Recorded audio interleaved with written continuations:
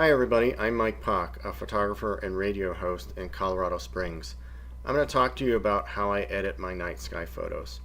First of all, I want to say everybody does their editing a little bit differently. So you may find some things that you like about what I do, but you may also disagree with some of the things that I do, and that's okay. I want to encourage you to experiment with the tools that are available and find out what works best for you. I'm also going to be working in Adobe Camera Raw, and all of the tools that I demonstrate are available in Lightroom as well. A little bit about me before we get started. I'm the owner of Three Peaks Photography. You can find me at threepeaksphoto.com. I'm also on Facebook and Instagram. I'm the founder of the Colorado Photography Learning Group. We're on meetup.com as well as Facebook. And I'm the host of the Photo Show, which airs Monday nights at 7:30 Mountain Time. You can listen at 93.9 FM in Colorado Springs on kcmj.org, or you can listen to archived episodes at soundcloud.com. I conduct night sky workshops in Westcliff, Colorado. Westcliff is Colorado's first dark sky community as designated by the International Dark Sky Association. It's also the world's highest. The dates that you see are scheduled events for the 2018 season. The workshops go from approximately 7 o'clock in the evening until 7 a.m. the next morning. To find out more, visit my website at threepeaksphoto.com/westcliffworkshops.html. Here's an image that I took at one of our locations on a workshop. It has this great barn and we love photographing it under the night sky. A couple things to point out. I do shoot in Camera Raw. I'm using a Canon 6D, and for this image I shot with my 14mm Rokinon at ISO 3200 f2.8, and the exposure time was 20 seconds. With Camera Raw files, they're generally a bit dull and they need some help, so this is where Camera Raw adjustments come in. I'm going to first start with clarity. If I move the slider to the right, this is going to make my Milky Way and my stars brighter, and they'll pop a little bit more. So I'm finding with this particular image, adjusting to the setting of 40 is looking pretty good. You have to be careful with clarity because if you go too far, it's going to give you that crunchy HDR look, and that might not be good for these kinds of photos. Next, I'm going to move down to the dehaze slider. Dehaze is going to make my sky a little bit clearer and a little bit darker. And I'm just going to find a point here that suits me, and 25 looks pretty good. I've also noticed that the image is a little bit underexposed, so I'm going to go to the exposure slider and move that to the right, and 75 looks pretty good for this picture. I'm going to add a little bit of contrast. So contrast is going to darken my skies, which makes my Milky Way and my stars look a little bit brighter. Normally when I adjust the highlights, I'm moving the slider to the left to reduce highlights, but in this case it makes my sky darker and it also makes my Milky Way darker. So I'm going to go to the right and find a good position for it. And then with shadows, generally I'm wanting to move the shadow slider to the right to get detail back in the dark areas. But you have to be careful with night sky photos because you have a lot of noise in your darkest areas of the image, and if you bring up the shadow slider too much, you might be seeing much more of that noise than you want to show.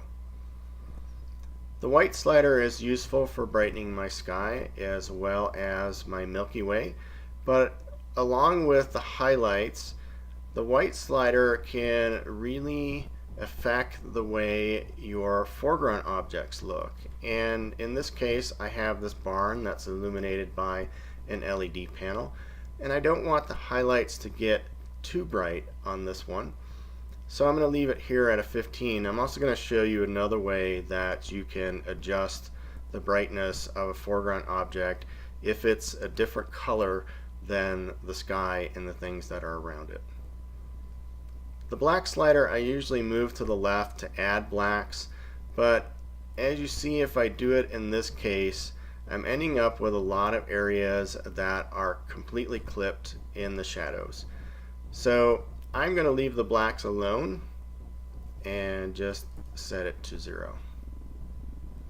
Next, I'm going to go to the Lens Correction tab, and I'm going to check the box to remove chromatic aberration. That's always a good idea. Now with the Enable Profile Corrections box, I'm going to toggle this on and off and see how well it works with my image.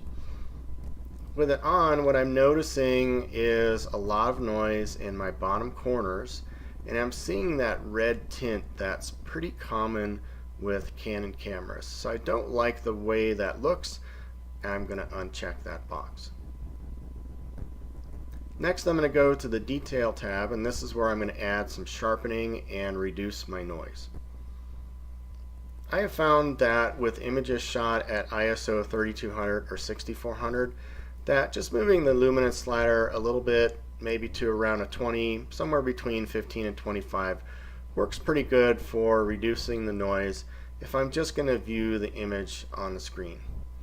If I'm going to print this image, I'm going to spend a lot more time working with these sliders to reduce the noise, and you have to find that balance between reducing the noise and still leaving enough detail, because the more you reduce the noise, the smoother things get, and you have to toggle back and forth between the fit in view and the 100% view just to make sure that you are doing the right things for your particular image. And I'm also going to spend a lot of time reducing any color noise that I have in the image. Now to sharpen, what I like to do is this little trick. If you hold down your Alt or Option key and then move the masking slider, you'll see that as I move to the right, more and more black is being added to the image. If I go all the way to 0, the screen is completely white. And what this is saying is that everything in this position is going to be sharpened. If I move the slider to the right and introduce blacks, what's happening is that it's showing you what is going to be sharpened in the image. So everything that is black is not going to be sharpened, and everything that is white is going to be sharpened. And I have found from my experience that somewhere between 50 and 60 is usually a good spot to leave this slider. That allows me to sharpen my stars and some of my details without trying to sharpen everything else in the image. And I don't really want to be sharpening noise. I want to be sharpening points of light and details on my foreground objects. So I'm going to leave it at a 60, and then I'm going to let go of my Alt key, move my amount slider all the way up to 150. And I do that a lot with these types of images, and you see if I toggle back and forth, it's a bit subtle, but the stars are actually brighter when I move the sharpening all the way to the right. Now I'm going to go back to the Basic tab, see if I missed anything. And one of the sliders I want to use is the Vibrance slider. Vibrance is going to help me increase the amount of blues that are in my image, and also works well on increasing oranges. If you are shooting perhaps some hoodoos, some rocks that are orangish, the Vibrance is going to make them pop. So I'm going to move the Vibrance slider around a 25 or so, just to add a little bit more color. Now I'm going to look at my white balance, and you see here that this image was shot at 3600K. When I'm out in the field, I normally dial in a color temperature somewhere between 3200 and 3600K.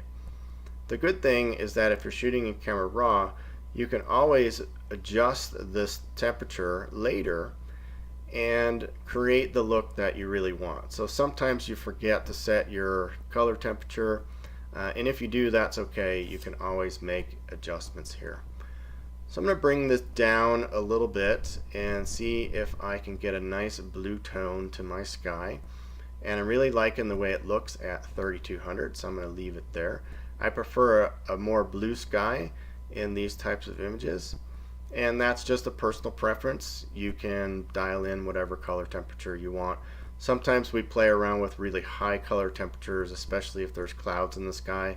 So if you dial in, say, a 6000, it looks like the sun is setting and you have some gray. I did say I was going to show you how to make some further adjustments to this barn. If I go over to the HSL tab, what I can do is look at my luminance for the particular colors that appear in the barn. Now, if I don't know what those are, I can use my targeted adjustment tool, make sure that luminance is selected, move it over to the barn, and if I left click and slide up, I'll see what colors are in the barn by noticing what sliders are moving.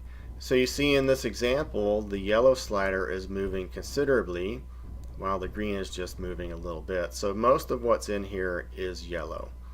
And if I take my yellow slider and move it up or down, I can create the look that I want without affecting the rest of the image, because there is no yellow in my sky.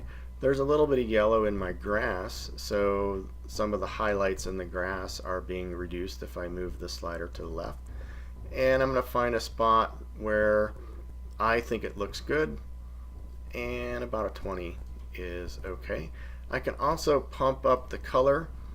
So if I go to the saturation tab, I can take that yellow slider and bring it to the right and find a good spot for it, and 25 looks pretty good. So I'm going to go back to the Basics tab, check to make sure I didn't miss anything, and now I'm going to show you the before and after. So if I hit the P key, that's P for Paul, if I hit the P key on the keyboard, it's going to toggle between the before, which looks pretty dull and lifeless, and the after, which to me looks a lot better. And now you can see how just making a few adjustments will improve the look of your Milky Way photos. So happy shooting, be safe, have fun, and check out my website 3peaksphoto.com and join us on one of my workshops.